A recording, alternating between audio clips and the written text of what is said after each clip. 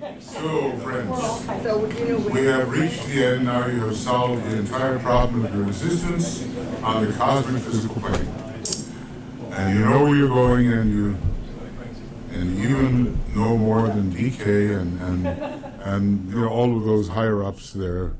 Well, I mean, what do they know about the logoic plane? Well, it's true that Christ sits at the right hand of God, so we know something about the logoic plane.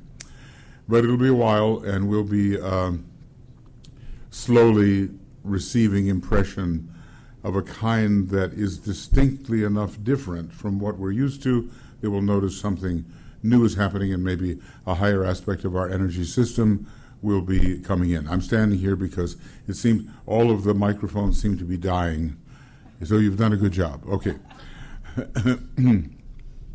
So now we've expanded our consideration into the higher rays, which we can keep in the back of our mind at least, and see how our place within things shapes up. If we could simply know what our soul ray is and be in the right type of expression or sub-ashram within that ray, we'd be doing quite a bit. And nobody's expecting us to focus in the realm of the spiritual triad the way the masters do, but we are building the Antakarana, and we can receive impression. And every once in a while, the aspect of pure being may come in, however you approach it. Now, you know, I do recommend, at least I think I have done a fairly decent job in this on the monad of how a certain monadic combination would approach pure being, or the essence of what the monad really is. So if you want to read that sometime, I'm still modifying it, you know, because I've learned a bit more about it. But anyway, even in the original book, there's something there to widen our consideration of who we are within the context of humanity and the ashrams and hierarchy, and in relation to the highest aspect of our own nature, toward which DK is actually directing us. He really is, you know. It's not like he's writing something so it won't be read. It should be read. And remember, in 7 years or so, he talks about starting the new dispensation of the teaching around 2025, and he mentions astrology particularly, interestingly enough, but who knows what he'll write about.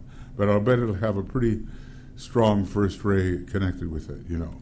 Gives us soul chart. Was it, did you say? I hope he give us a soul chart. A soul chart, yes. But no, probably he only has time to do one soul chart, and it will be yours. Okay. Well, I can share it with everybody. That's big of you. That's good. Okay, that's good. Okay. Are there any questions? I'm not going to hold us long now, because we have to switch gears now, and we have the opening conference, and I don't have a talk, and okay, go ahead. Some of the training I had was that the line of least resistance creates more, at least as much of an influence as the personality ring to the physical. If they were on one is on the soft line, one is on the hard line, it would tend to move along the hard line or the soft line. This is the first time I'm hearing personality moves to the physical, no matter what ray. Okay, I'm hoping that I understand. I have had lunch. Well, if you have a second ring personality and you have a third ring physical, yeah, but you have because those two. But you have a second ring. Right. But you have a sixth ring. It would go to six. It might. Repeat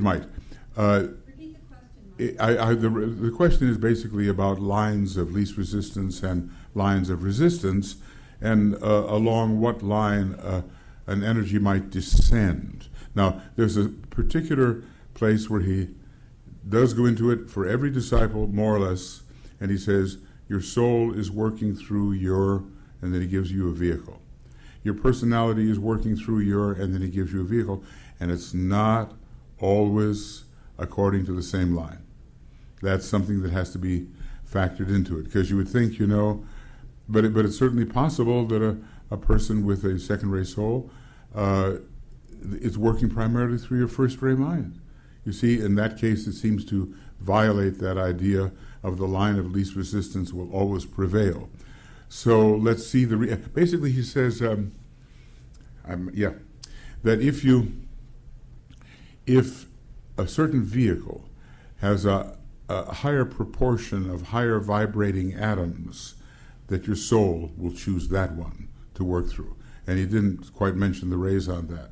And the lower, I forget how he calls it exactly, but it, and I'm not saying it exactly correctly, but he does say that if it's in better shape and vibrating and clearer and so forth, your soul will choose that one to work through. And then go ahead, Eleanor. Yeah. Okay, ahead, I add to it that he said to number of the disciples that by the line of least resistance, let's say he said, your personality ray is focused in your physical body or in your mind, but it is not the way you should work. Mm-hmm. Because your personality ray should be working or is focused in completely different vehicle, what was the line of least resistance. Because that's what we usually go to, because we have already worked with that line. Yep. You see, even in previous lives. But now it is already done, but we still use it because we already know that. So, but we need to change that focus. He pretty well, it's not necessarily a descent along similar ray line. It has to do with the condition of the vehicle through which the soul or personality is going to work, and the personality is always a vehicle that has a lower level of vibration than the one through which the soul is working. I'll try to find the quote for you. Okay, it's interesting, I think. Any other questions? Yes. Just to add to that, the astrology would tell you a lot about it. Uh-huh.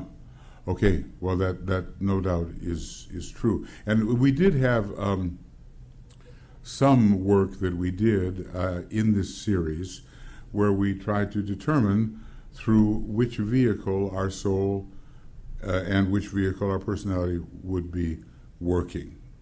You know, and then of course, interestingly enough, which vehicle is left free of any impress. Now, in the case of Foster Bailey, it was, I think, his second ray astral body, which was left free because, and it was in pretty good shape. He could deal with it. Yes, exactly. Yeah. That he had it so balanced. Yeah, I think okay. It was on second ray. Yeah. That he felt confident that he doesn't need any work on it. Yeah, so that's another factor, you know. So, you know, in my own case, I can tell you that my second ray soul pretty much works through a third ray mind, and my fourth ray personality through a sixth ray astral body, and my third ray physical runs around the house unmonitored.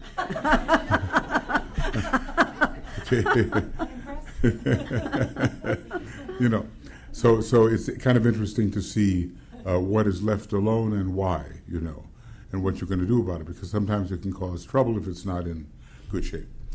And I forget what it was for, do you remember what it was for RSU? Well, we were hypothesizing, even when we were doing the work together, that the third ray personality was focused in the first ray astral body.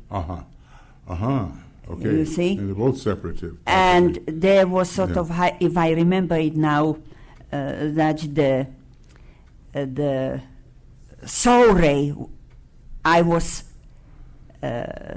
coming to the conclusion that it was through her first ray mind. I think you're correct on that. Okay. And she had trouble. And so, because she had a big problem with her physical body all her life, okay, that was standing alone.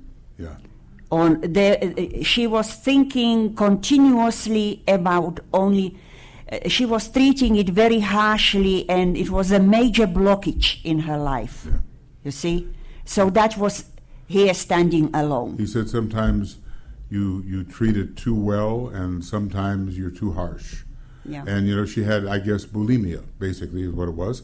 And that's what a disciple who knew her said was the problem. You know, I remember the moment, it was 30 years ago, but she described these huge meals that she used to eat and then totally starve herself. See, so, and maybe it was the unsupervised seventh ray vehicle plus cancer rising, you know. Anyway, this is all interesting esoteric psychology. It's got to be blended with the astrology and the rayology necessary. Any other questions? Because, you know, we have a lot to do here tonight, right? Okay, so hope you got something out of this and that your estimations are expanded in a certain direction, even if none of us knows for certain what is the final situation. Like DK said, somewhere in this book he said, it's not yet for a man to know his ray. All you can do is speculate intelligently, basically, he says. And that's fine, we're left on our own to do that, and then, you know, he will be an externalizing master, and if we're associated with him, we'll know what's what, okay?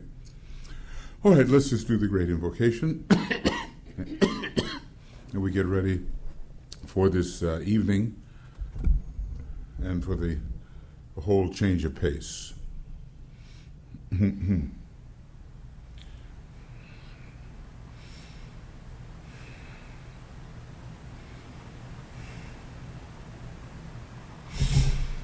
From the point of light within the mind of God, let light stream forth into the minds of men. May light descend on earth.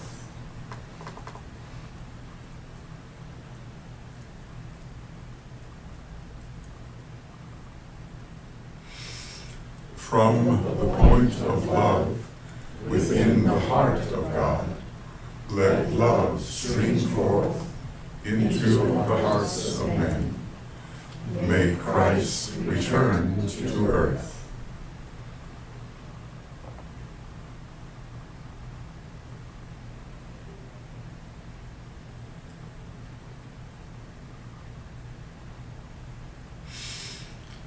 From the center where the will of God is known, let purpose guide the little wills of men, the purpose which the masters know and serve.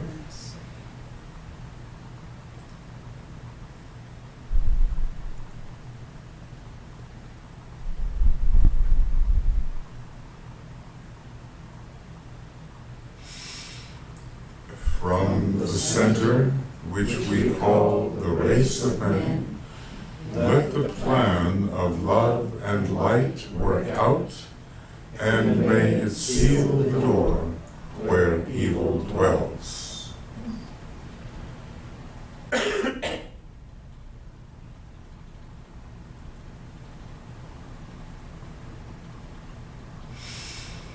Let light and love and power restore the plan on earth.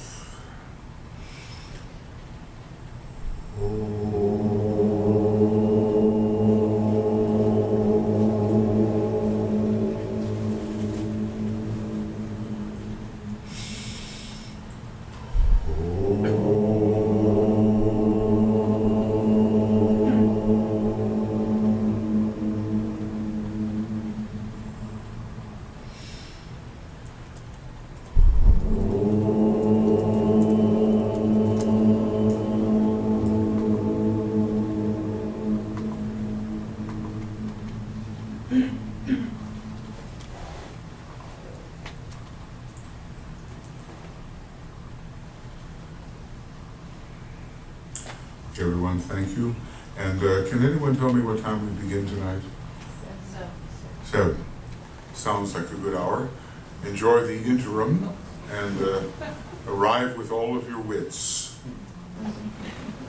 See you later.